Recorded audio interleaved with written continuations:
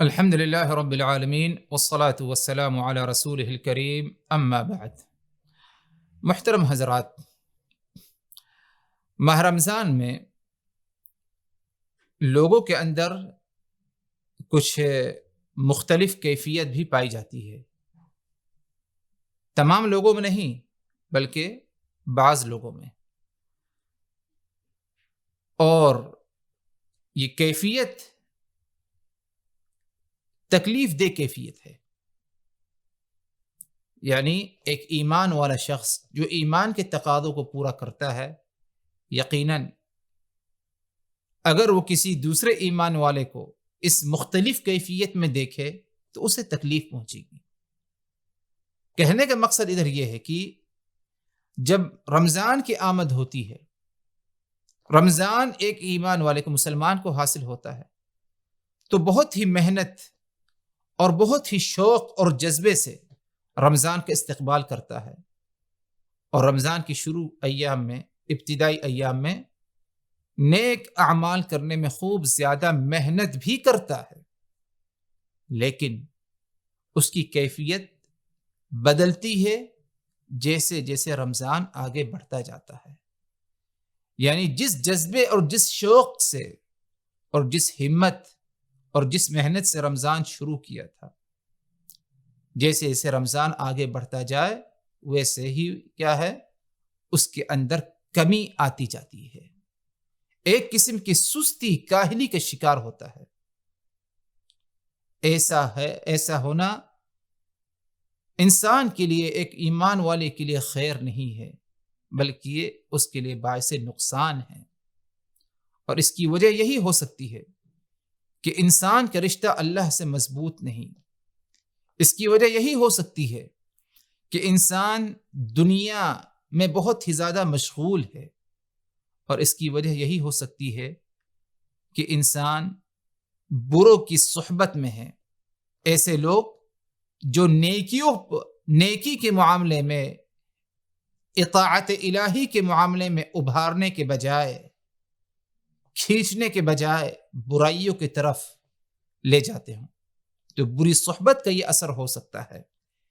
اسی طرح انسان موت کو یاد نہیں کرتا، زندگی کے بعد کیا ہونے والا ہے، حساب و کتاب کا معاملات، اس پر زیادہ غور و فکر نہیں کرتا، اس کے بارے میں نہیں سوچتا.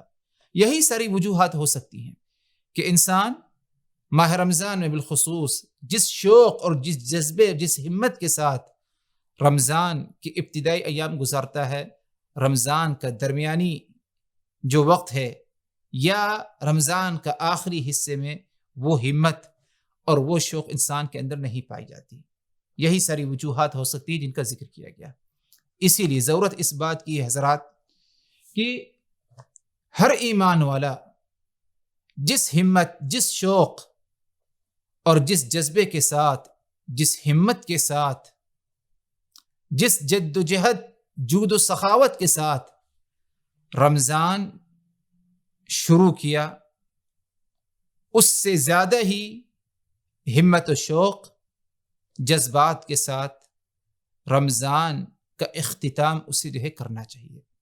جیسے جیسے رمضان کے ایام آگے بڑھتے جائیں ویسے ہی ویسے اس کے اندر جود و سخاوت اور محنت کا جذبہ کیا ہے، زیادہ پایا جائے، اور وہ محنت کیا ہے اس کے اندر پائی جائے. اور اس کے لیے ضروری ہے کہ ہم سب سے پہلے اللہ تبارک و تعالی سے اپنے رشتوں کو مضبوط کریں، اللہ کی ذات پر توکل، بھروسہ، اور اللہ تبارک و تعالی کی اطاعت، فرما برداری کرنے کی کوشش کریں مکمل طور پر. نمبر 2، نوافل کا اہتمام کریں، نفل عبادات کا ہم اہتمام کریں. نفل عبادات کے ذریعے مزید اور نیکیوں کی کیا ہے، توفیق حاصل ہوتی ہے. اسی طرح اچھے لوگوں کی صحبت اختیار کریں، اچھے لوگوں کے ساتھ اٹھے بیٹھیں، دوستی کریں. خاص طور پر رمضان کے ایام میں ہم برے دوستوں کو ترک کرتے ہیں، چھوڑ دیں انہیں، بروں کی صحبت نہ کریں. اچھے لوگوں کے ساتھ اٹھے بیٹھیں، ان کے ساتھ اپنا ربط رکھیں، ان سے کیا ہے ہم جو ہے مدد طلب کریں، یقیناً جو ہے اچھی صحبت کا اثر کیا ہے؟ اچھا ہی ہوتا ہے، انسان کی ذات میں کوئی برا اثر نہیں ہوتا۔ البتہ اتنا ضرور ہے کہ برے لوگوں کی صحبت کا اثر ہمیشہ کیا ہے؟ برا ہی ہوتا ہے۔ تو انسان اگر اطاعت الہی پر مکمل طور پر قائم رہنا چاہتا ہے، جد و جہد کے ساتھ مکمل ماہ رمضان، تو اچھے لوگوں کی کیا ہے؟ صحبت اپنائیں۔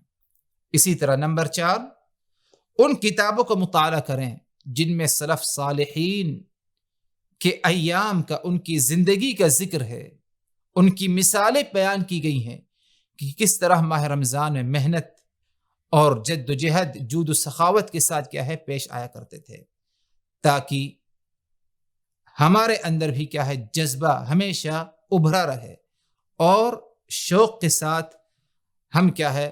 پورے ماہ رمضان اللہ تبارک و تعالیٰ کی اطاعت میں گزار دیں۔